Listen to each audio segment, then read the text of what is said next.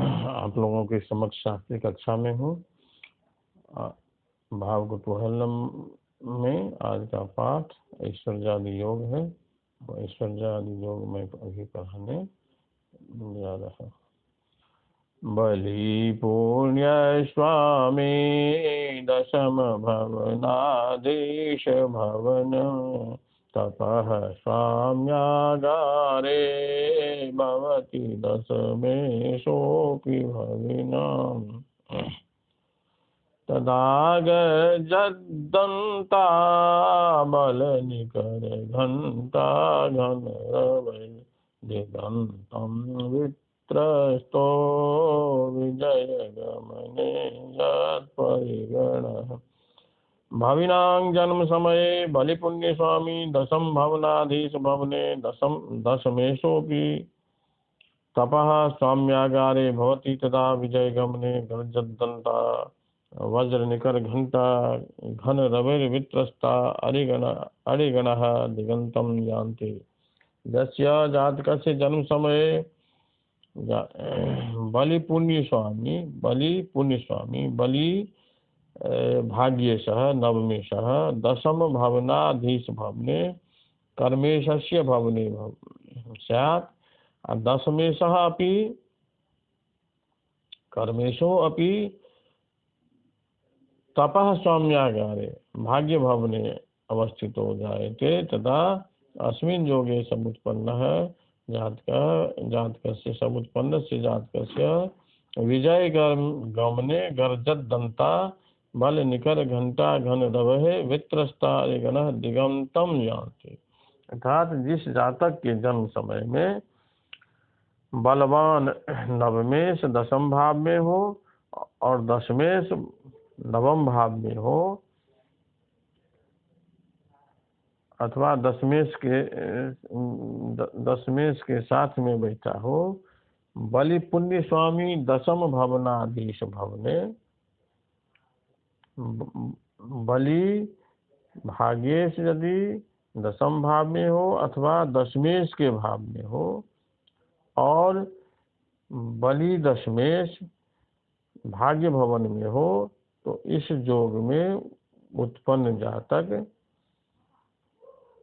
दिग्विजय के लिए यात्रा में अत्यंत मदोन्मत्त गर्जन करने वाले हाथियों के झुंड के घंटों के घनघोर शब्द सुनकर शत्रु राजागण अति त्रस्त हो जाते हैं और दिगंतों में भाग जाते हैं। अर्थात ऐसे योग में उत्पन्न राजा धीराज के योग को प्राप्त करते हैं।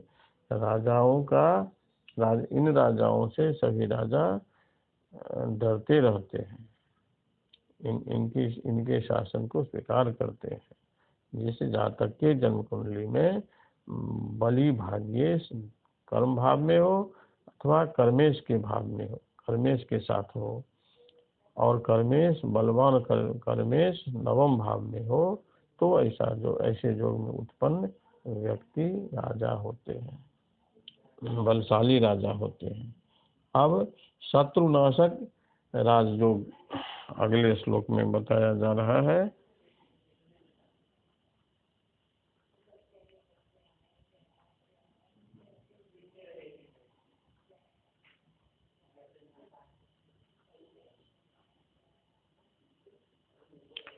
यदा पुण्य स्वामी दशम भवने पुण्य भवने बलि कर्माधीशो भवति भविनामेव जनने समुद्रान्तं कीर्तेर्विजय गमने वैरिपटली धनुर्जाटङ्कारेर्भजति चकिता मोहपदवीम्। यस्य यदा भविनां जनने बलि पुण्य स्वामी दशम भवने तथा बलि कर्माधीशः पुण्य भवने भवति तदा समुद्रान्तं कीर्तिः तथा विजय गमने धनुर्जाटङ्कारः वैरिपटली चकित भीति परवीं भजति। अर्थात जस्य जातकस्य जन्म समय पुण्यस्वामी अर्थात भाग्येशः दशम भावे अवस्थितः स्यात्। बलिकर्माधीशः बलवान दशमेशः यदि पुण्य भवने भाग्य भवने स्यात् तदा अस्मिन् योगे समुत्पन्नः जातकः समुद्रान्तं कीर्तिः विजय गमने धनुर्या टंकारः वैरिपतिलिं चकित भीति पदवीं भजति। अर्थात जिस जातक के जन्म समय में बलवान भाग्येश कर्म भवन में हो और बलवान कर्मेश भाग्य भवन में हो, ऐसे योग में उत्पन्न हुआ राजा का सुजस भूमंडल मात्र में फैलता है और राजा धनुष विद्या में इतना प्रवीण और चतुर रहता है कि उसके धनुष के टंकार के भयानक शब्दों को सुनकर शत्रु राजागण चकित होकर भयभीत होकर राज सिंहासन को छोड़ करके भाग जाते हैं, अर्थात उनकी पराधीनता को स्वीकार कर लेते हैं। अब आगे है प्रतापाधिक्य योग। भवेदंगाधीशो जनन समये पुण्य भवने तथा कर्म स्वामी भवति विलग्ने जनिमताम् तदागर्जदन्तावलकर भवाजे व्रजपदये समाक्रान्ता पृथ्वी भजति गमने मोपदवीम्।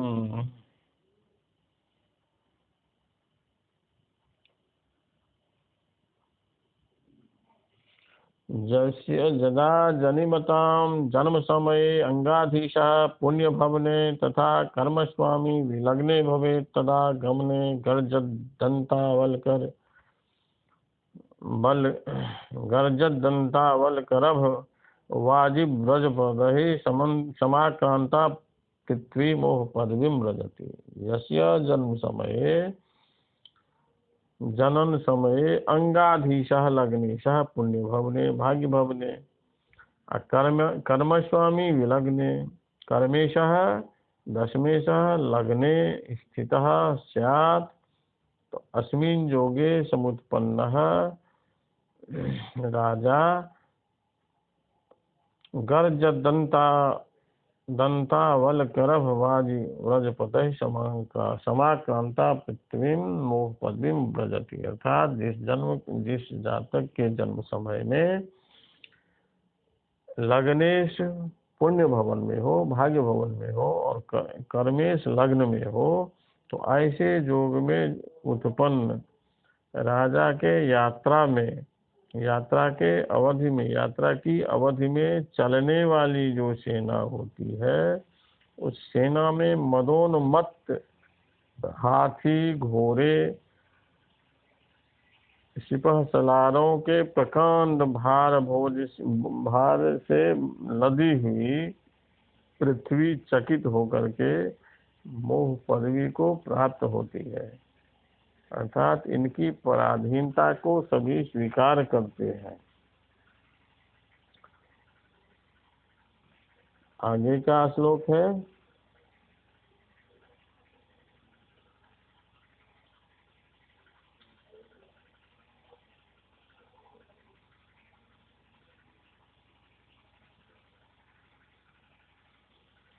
सुख संपत्ति से समन्वित राज्य। यदा राज्य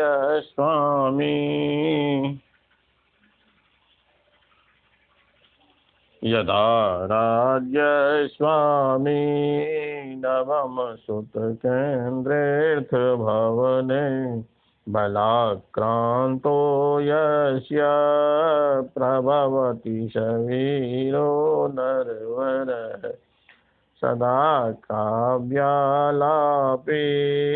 नवमणिकैलापी बहुबली तुरंगाली दंता वलकल भगंता धनपति।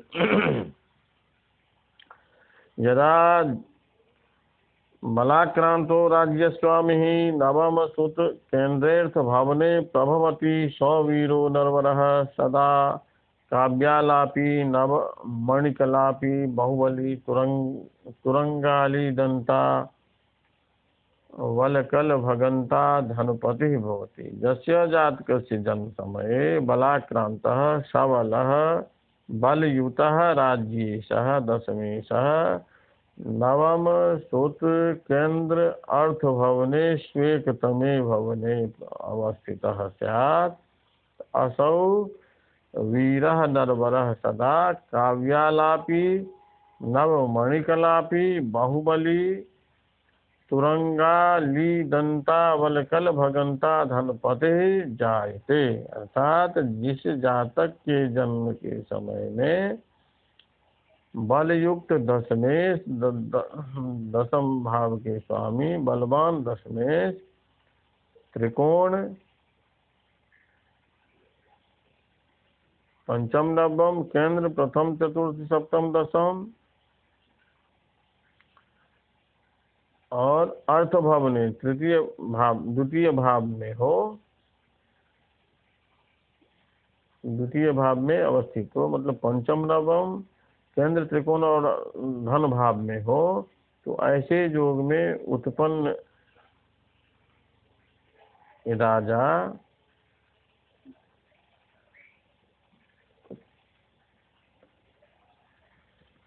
काव्यकलापी नव मणिकलापी बाहुबली तुरंगाली दंता वलकल भगंता धनपति भवति। ऐसे योग में समुत्पन्न राजा काव्य शास्त्र साहित्य शास्त्र में प्रवीण नित्य नूतन मणियों की माला धारण करने वाला अति धीर गंभीर योद्धाओं को युद्ध में हराने वाला अपनी सेना में अनेक गुणों से युक्त घोड़े हाथियों को रखने वाला धनाभिलाषी होता है। अब अगला श्लोक है यदा कर्म स्वामी।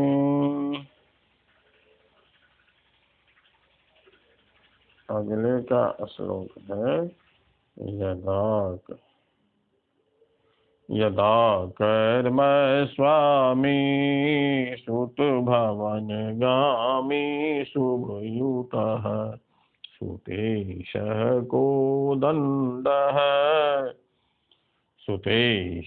कोदंडे भवति भविनो यस्य जनने भयातीतो भोगी भवति चिरजीवी बहुगुणी।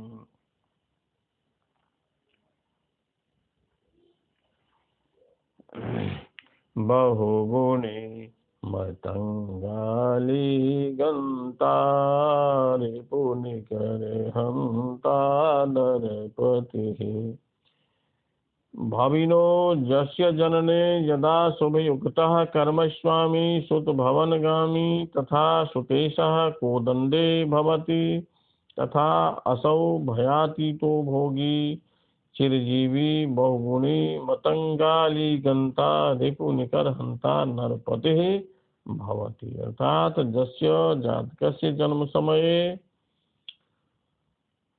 शुभयुतः शुभग्रह समन्वितः कर्मेशः कर्मस्वामी कर्मेशः दशमेशः सुत भवनस्थ पंचम भावे अवस्थितः तथा सुतेशः कोदंडम भवति। सुतेशः पंचमेशः कोदंडम धनुरासौ समलंकृतो भवेत् तदा अस्मिन् योगे जातः नरः भयातीतो भोगी चिरजीवी बहुगुणी मतंगाली गंता रिपुकर्णिहंता नरपतिः भवति। अर्थात जिस जातक के जन्म समय में शुभ ग्रहों से अलंकृत दशमेश पंचम भाव में अवस्थित हो और पंचमेश धनु राशि में सुशोभित हो, तो ऐसे योग में उत्पन्न व्यक्ति भयातीतो भोगी चिरजीवी,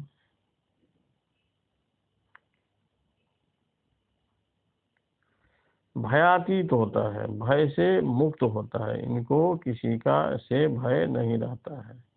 और चिरजीवी विभिन्न प्रकार के सुख और भोग को भोगते हुए चिरंजीवी होते हैं, बहुत दिनों तक जीते हैं।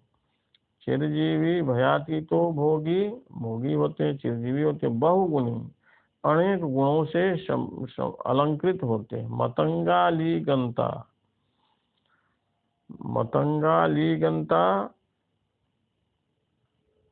हाथी घोड़ों से सुशोभित, रिपु निकर हंता शत्रु के समूहों को का संहार करने वाला नरपति राजा होते हैं। इस तरह से यह भी एक राजयोग हुआ। फिर अगला श्लोक है,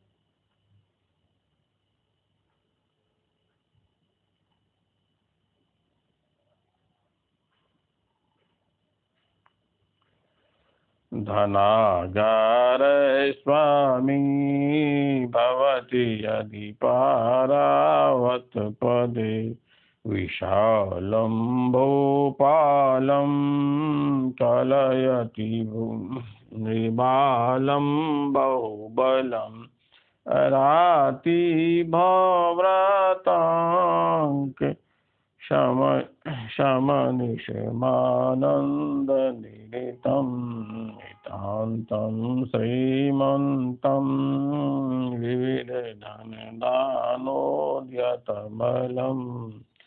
यदि धनागार स्वामी पारावत पदे भवति, तदा निर्वालं विशालं भूपालं बहुबलं कलयति, तथा आराति भव्रातांक समनिशमानंद निरतम श्रीमंतम विविध धन दानोद्यत मिति भवति। जस्य जातकस्य जन्म समय धनागार स्वामी धनेशः द्वितीयेशः पारावत पदे भवति, अपने पारावतांश में हो,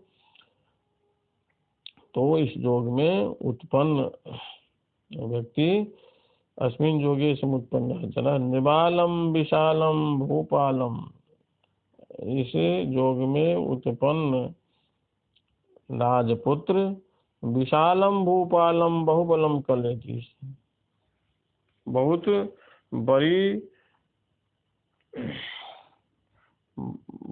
बहुत दूर तक बसहा पर राज करता है और राज्यों को जीतकर महाराजा कहलाता हुआ आनंद स्वरूप उदार मूर्ति होता है, और उसके दिए हुए सद्दान से जस बनकर पृथ्वी को आच्छादित कर लेता है। इस तरह से हम लोग आज के पाठ में भी विभिन्न प्रकार के राजाधिराज ऐश्वर्य योग पढ़े हैं।